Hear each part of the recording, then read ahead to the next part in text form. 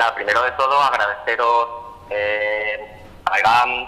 la oportunidad de estar aquí en esta jornada. Creo que además el enfoque de la jornada, aparte de muy oportuno dentro del colectivo LGTBIQ y especialmente el colectivo de hombres gays, hombres bisexuales, hombres que tienen sexo con hombres, bueno, pues es un momento clave, ¿no?, de hablar de maripensar, pensando fuera de la caja, pensando en esos márgenes, ¿no?, porque venimos quizás de una, se puede casi denominar hegemonía neoliberal gay, en la que un modelo casi único de hombre gay ha sido promocionado durante los últimos años, y esto ha derivado a muchos prejuicios y muchas barreras a las que nos enfrentamos ahora como hombres gays para definir este sujeto hombre que habéis querido incluir en las jornadas. Es que agradeceros, por un lado, que las hagáis, por otro lado, que esté una sección sobre la PrEP, porque yo creo que precisamente dentro de un contexto en el que se va a hablar sobre nuevas masculinidades, sobre sus márgenes, era muy necesario incluir a la pastilla preventiva, no por el método científico, se supone, sino por otras visiones, que son las que quiero aportaros hoy. Y bueno, pues agradecer a todos los que estáis, a todas las que estáis por allí, a toda la gente de la COMI, a Kepa y a todo el equipo de GAM por el cariño y por incluirme, ¿no? Me da mucha pena no estar en persona porque es como se alimenta mejor el debate, pero vamos a intentar utilizar las tecnologías para acercarnos. Lo he querido llamar PrEP-visión, y más que describir el proceso tanto de lo que es la PrEP y que hemos hecho desde Apoyo Positivo y otras entidades para conseguir su introducción en España, quiero hablar de esos márgenes, ¿no?, en todo el proceso, y de visiones que normalmente quizás no se plantea la mayoría de la gente cuando se acerca a la pastilla preventiva, ¿no? De hecho, os traigo, nada más empezar, yo siempre digo que soy el hombre de las frases para las presentaciones, ¿no?, y me gusta mucho incluir pensamientos porque creo que construyen muchas cosas con respecto a lo que se está hablando, ¿no? Y en este caso os traigo una frase de Saris Golub, que es una especialista en infecciosas y coordinadora del programa de PrEP en el Hunter College en Nueva York, que estuvo en el PrEP Summit en 2016 en Estados Unidos y hizo un cierre con una conferencia magistral del Summit, siendo hija de dos mujeres lesbianas, de su defensa férrea hacia un modelo de salud sexual en el hombre gay que incluyese la PrEP, no por hacer una pastilla, sino por lo que suponía. Nos iluminó a todas las que estábamos allí, ¿no? Y yo me quedé con una de sus frases, una de muchas, pero sobre todo esta que creo que fue bastante significativa, ¿no?, en la que decía que la PrEP puede acarrear un menor uso del preservativo, pero que le importaba una mierda si esto significaba afrontar por primera vez la salud sexual como algo prioritario en salud pública.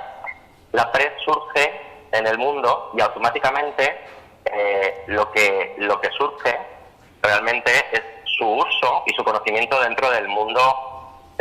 occidental, del mundo que tiene acceso a la mayoría de los medicamentos, cuando en realidad la PrEP venía de otros espacios, venía de ser un método preventivo que se estaba investigando en países donde el acceso al tratamiento era muy complicado, como África y Asia, y en colectivos que no eran los que ahora vemos como principal diana de su uso. Era un método que se estudiaba para mujeres, porque el uso del preservativo en determinadas culturas era más complejo, porque la toma de una pastilla diaria del VIH era complejo si se daba la infección. Entonces se pensó, tras toda la evidencia de la indetectabilidad, que esta pastilla podía prevenir, y al ver ese efecto se pensó que en determinadas poblaciones podía ser una alternativa al acceso al tratamiento. Luego llegó lo que es el marketing, por decirlo de alguna manera, que envuelve mucho todo lo que son nuestras masculinidades como hombres gays, y saltamos a la palestra para su uso, pero desde muchas perspectivas que lo que han hecho es intoxicar no solamente la PrEP, sino yo creo que el debate sobre salud sexual del hombre gay y del hombre en general en los últimos años, ¿no? Surge la PrEP, como digo, y automáticamente surge con estigmas y prejuicios, primero por lo que supone, ¿no?, porque parece que es como una llave al sexo, y esto nos puede suponer algo hasta común con el condón cuando surgió, ¿no? Y por otro lado, porque de alguna manera empieza a representar, como en otros momentos ha sido el propio VIH u otros procesos u otros usos de sustancias, empieza a representar unas personas que atesoran un tipo de libertad, en este caso supuestamente una libertad sexual, normalmente además una sexualidad no normativa, y en especial como que empieza a marcarse su uso directamente en hombres gays, bisexuales y hombres que tienen sexo con hombres, a los que supuestamente le afecta más la infección. por prevalencia, por prácticas, etcétera. Al final, lo que queda, cuando empieza a introducirse la PrEP en la sociedad, es que es casi una pastilla para follar a lo loco. Y de ahí tenemos que hacer una construcción de todo lo demás. Sin embargo, no se cuenta ni siquiera sus inicios, ¿no? Y se da ya esa visión como de determinadas personas que ven una oportunidad en ella y de un gran número de personas que ponen una barrera por ser casi un elemento que conduce a un sexo de riesgo. No se ve la oportunidad, ¿no? Se ve siempre todo el rato, como digo, desde ese estigma, no hay una visión clara de lo que estaba suponiendo. Sin embargo, la PrEP es como muchos otros métodos de barrera o métodos biomédicos que suponen una revolución que lo que nos permite es abordar muchas otras cosas que no se abordaban antes por prejuicios. El techo de cristal establecido por el preservativo de alguna manera había coartado el hablar del sexo en muchas más variables de cuidado y de prevención con otros elementos, hasta la propia educación sexual, ¿no? Sin embargo, la PrEP pone de nuevo encima de la mesa todos estos asuntos, ¿no? De este modo, lo que quiero en la charla, muy brevemente, es contaros 4 visiones que creo que han ido pasando y creciendo a lo largo de lo que es el proceso de la PrEP en el mundo y su implementación en nuestro país, ¿no? Una visión de lo que es el concepto de la PrEP, que normalmente quizá sea algo distinta a lo que es esta pastilla para follar a lo loco, ¿no? Que tiene muchas personas en la cabeza. Una visión paralela, que creo que puede, o unas visiones paralelas, que creo que pueden también iluminar muchas de las dudas o prejuicios que se tienen ante la pastilla. Una clara visión estigmatizada, que tiene que ver mucho con el concepto tabú del sexo y todavía con la diversidad de nuestras orientaciones, deseos e identidades. Y sobre todo un cuarto punto que es el que desde el principio hemos querido el movimiento comunitario, y Sari lo decía con esta frase, asociar a la PrEP, ¿no? Una innovación en muchos aspectos, no solo clínicos y biomédicos, una innovación en el modo de abordar la salud sexual y la educación sexual y los cuidados, ¿no? Pasamos a la tercera. Sí, y he querido utilizar, para esa primera visión que os nombraba del concepto de PrEP, he querido utilizar la propia palabra para explicar muchos de los términos y cosas que han habido durante estos años, que ya son muchos, desde que se aprobó en Estados Unidos y desde que empezaron las investigaciones que daban esa evidencia científica de prevención, ¿no? Así, por ejemplo, he cogido la primera P de PrEP para definir un poco el concepto, ¿no? La PrEP es una pastilla con formulación de entricitabina y tenofovir que se utilizaba para el tratamiento del VIH y que con una serie de estudios clínicos se evidencia con acción preventiva muy efectiva para el virus del VIH. Y cuando digo muy efectiva es que los primeros ensayos que se hacen en esos países con mujeres de Asia y África no da buenos resultados, pero no porque no funcionase la pastilla, sino porque, como decía antes, en tomar tratamiento antirretroviral era complicado por el acceso, pero también porque era una estigmatización muy alta en esos países, el acceso a preservativos y el uso está muy estigmatizado. También supuso un estigma grande y un problema para muchas de esas mujeres el poder tomar una pastilla preventiva que les frenase la posible infección por el VIH. Entonces, los resultados no eran buenos por problemas de adherencia, pero las personas que lo tomaron resultó muy efectiva y eso se extrapoló. Y se vio que estábamos ante un método revolucionario, sin ninguna duda, ¿no? Que se sumaba como otra P, profilaxis, una nueva, junto a otros métodos preventivos que ya existían dentro del VIH y que suponen una administración de un fármaco para evitar la infección,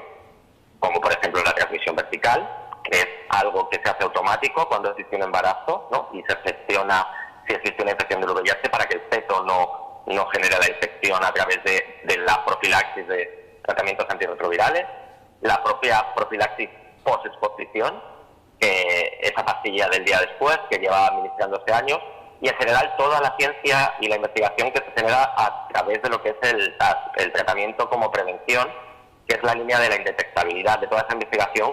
que surge cuando los tratamientos antirretrovirales tienen una alta eficacia, ¿no? Una gran actividad, y supone esa gran actividad no solamente evitar que el VIH siga en nuestro cuerpo, consiguen que sea indetectable y que afecte mucho menos al organismo, dando una calidad de vida a la persona con VIH a largo plazo casi igual que una persona sin el virus, sino que además también tienen una capacidad preventiva cortando la cadena de replicación de entrada del virus en el organismo, ¿no? Sin embargo, como decía al principio de la presentación, también es una P de prejuicios, surgen desde el inicio, y os decía lo de esa frase de una pastilla casi como para follar a lo loco, porque ese pensamiento y esos prejuicios no solo los decimos la gente de la comunidad porque creamos que es así. Al final todos tenemos contactos con distintos agentes que trabajamos en torno a la salud pública, la salud sexual, y esa frase que veis ahí en rosa al lado del prejuicios, el no vamos a dar una pastilla para que los maricones follen sin condón, era de alguna manera el guideline, la guía que en el anterior gobierno se tenía dentro del Ministerio de Sanidad. A mí personalmente, un stakeholder del Ministerio, una persona colaboradora del Ministerio, me dijo textualmente esa frase, cómo había sido transmitida dentro del equipo de trabajo. Y no es simplemente una frase cualquiera, no es vamos a ajustarnos al preservativo porque es que el preservativo es muy guay y nos está proporcionando toda la protección, no. Esa frase entraña dentro todo el pensamiento hacia la diversidad, hacia el colectivo LGTBIQ, a la diversidad sexual o de identidades y orientaciones, ¿no? No vamos a dar una pastilla a esos para que follen sin condón, pero es que todos los heterosexuales follan con condón. Es que los heterosexuales tienen que controlar la sexualidad del resto de orientaciones o identidades.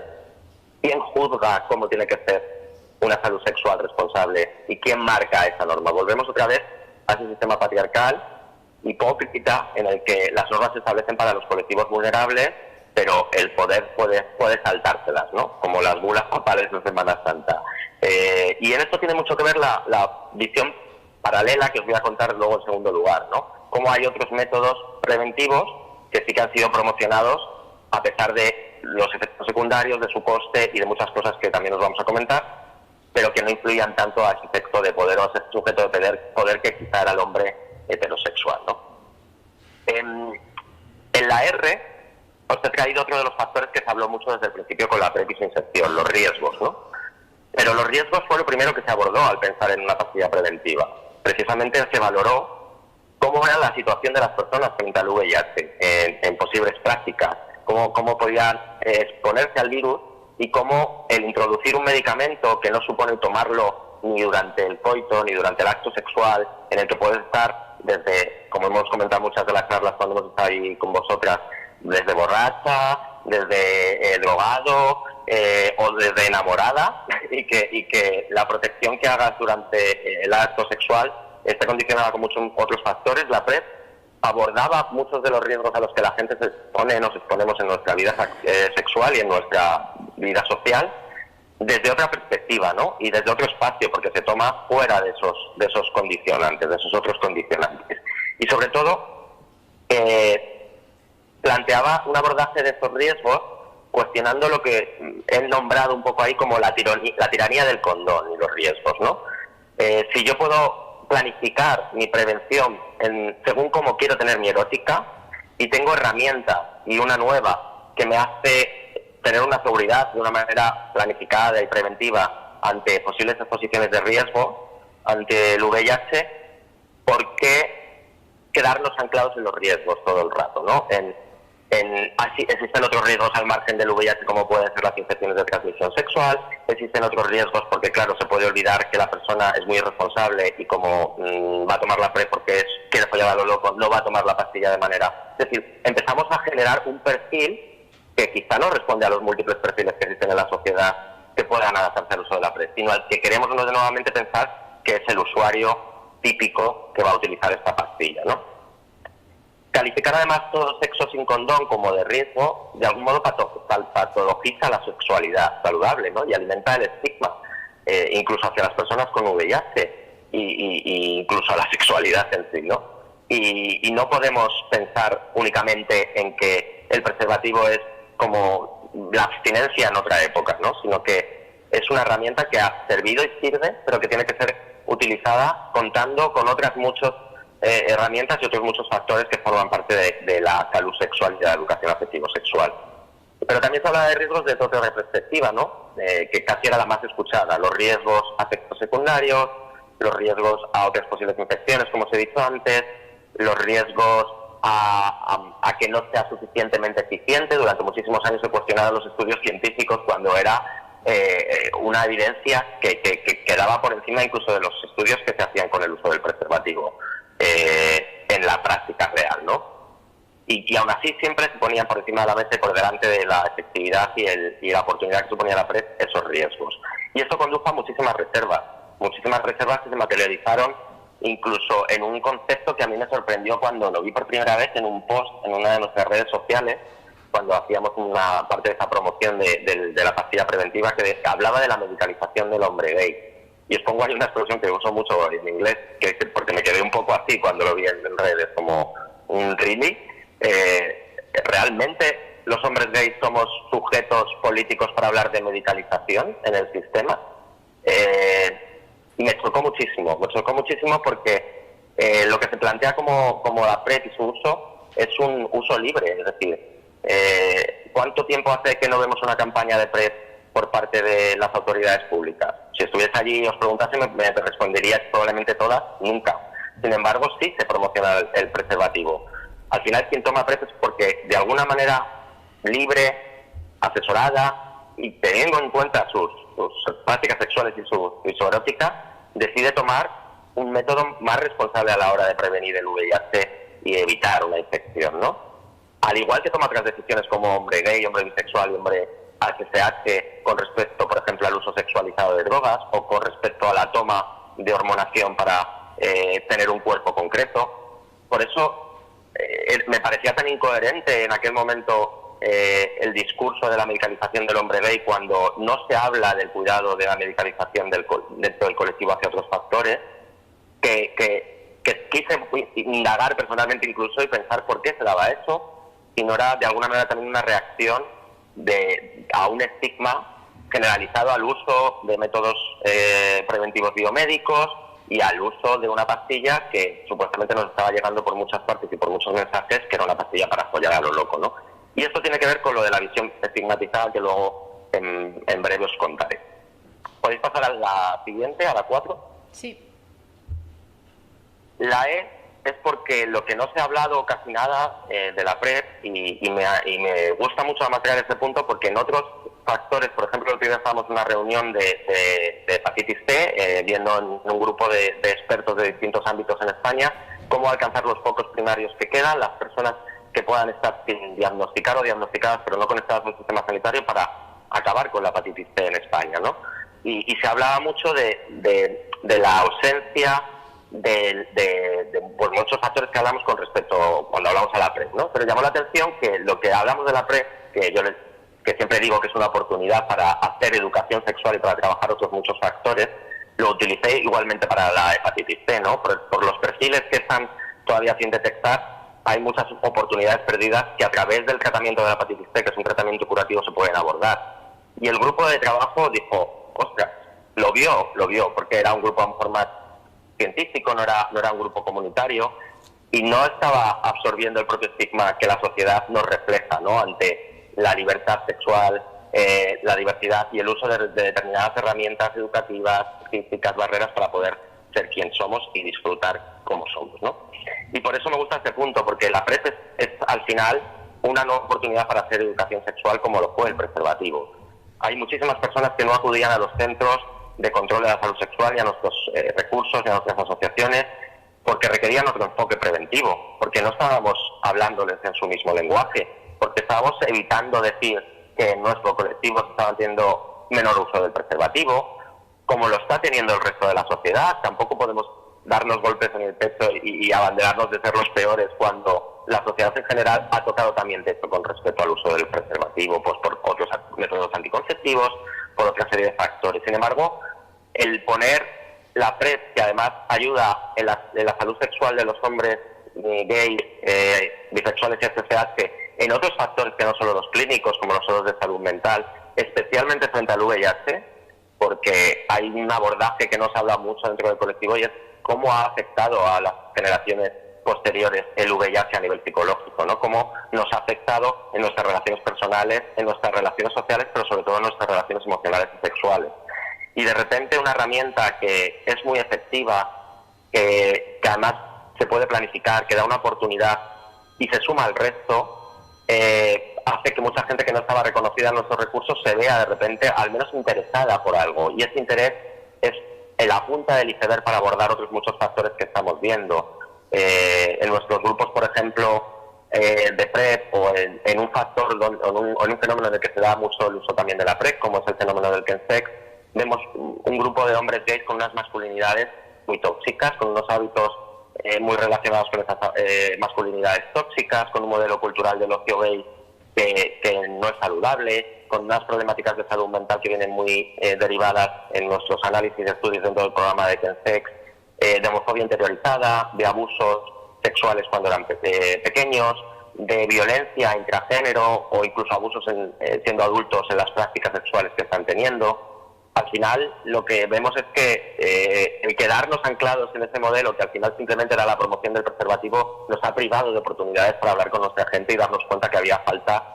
de implementación de otras herramientas y de ir implementando estas nuevas que suponían una innovación. Y sin embargo, sabiendo todo esto y viendo todo esto, también SAE nos traía de nuevo muchas otras excusas, aparte de las de la anterior diapositiva, ¿no? Excusas para su implementación, pues porque es un tratamiento antirretroviral y es de uso hospitalario, porque es caro, cuando ya estaban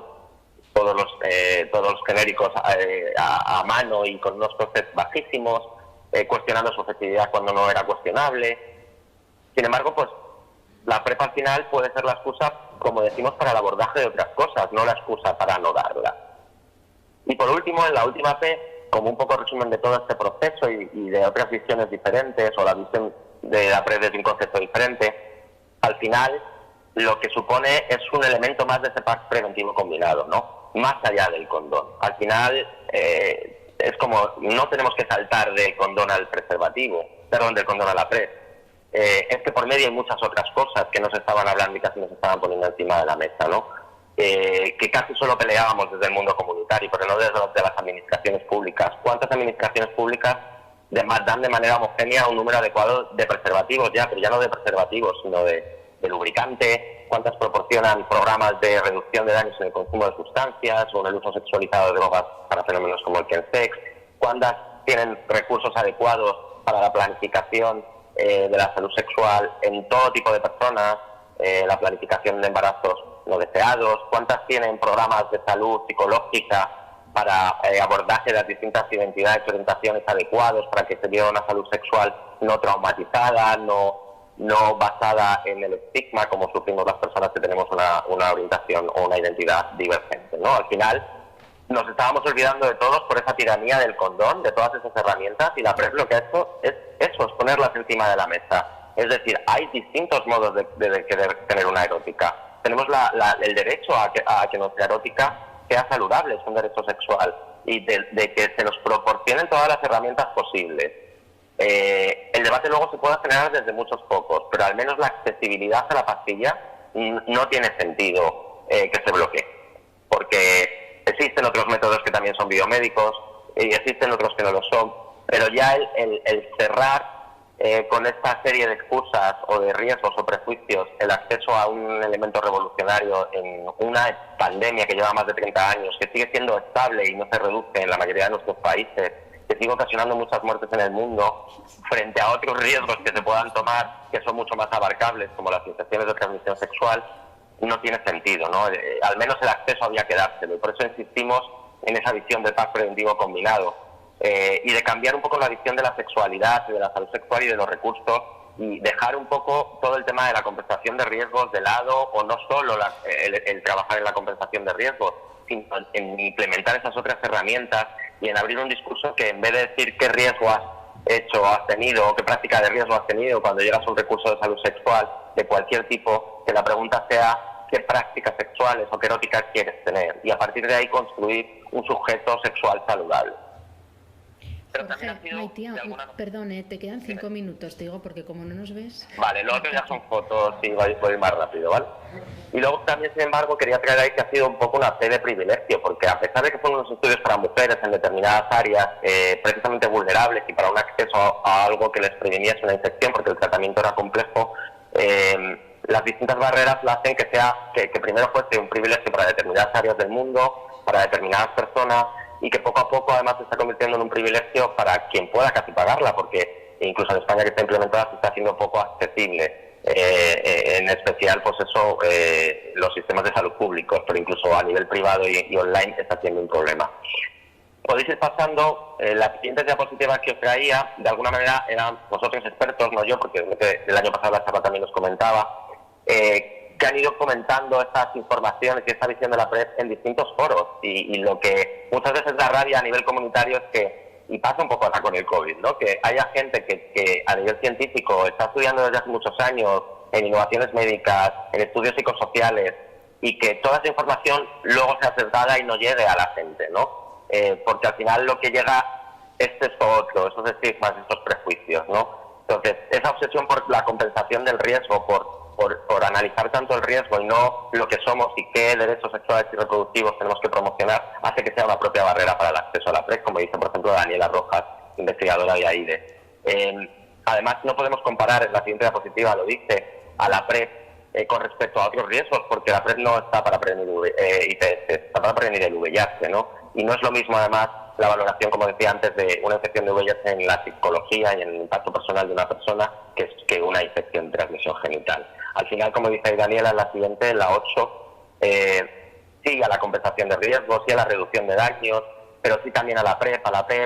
la vacunación del papiloma, a la pastilla del día después, al tratamiento antirretroviral, a la píldora, a los preservativos, pero también a la educación sexual, al intercambio de jeringuillas y a muchas otras herramientas de prevención que lo que hacen es responder a las necesidades de lo que somos como personas y no un modelo de salud sexual que quiere ser promocionado desde las administraciones públicas, ¿no? Y por último, para ya ir acabando, esas otras 3 visiones que traías, la traigo de una manera muy rápida en la diapositiva 9, que aparece con el 2. Sin embargo, una pastilla que pudo ser así igual de revolucionaria, que fue la anticonceptiva, tuvo una visión completamente distinta, tuvo una implementación muy rápida por el sistema de salud, a pesar de los efectos adversos, a pesar de que se utilizaba no solamente como anticonceptiva, sino para control de la menstruación, y que sí que ha supuesto una medicalización de la mujer desde muy temprana edad. Podéis pasar, si queréis, a la 10. Sí. Y ahí lo pongo, luego os dejaré la diapositiva para que lo leáis más detenidamente, pero uno de esos textos es de un estudio, de una tesis doctoral, que precisamente lo que encarga tras analizar muchos otros estudios, es que se introdujo, a pesar de todos esos efectos adversos, a pesar de que se estaba medicalizando a la mujer, por algunos intereses que no eran propios de la mujer, pero sin embargo, y es lo que traía la anterior diapositiva, la mujer consiguió ver esa visión revolucionaria en el uso del antibaby, ¿no? Y de conseguir, de alguna manera, una serie de derechos y libertades sexuales a través de ella. Y sobre todo de garantizar una seguridad, ¿no?, ante su sexualidad, que evitase de embarazos no deseados, cuando en realidad,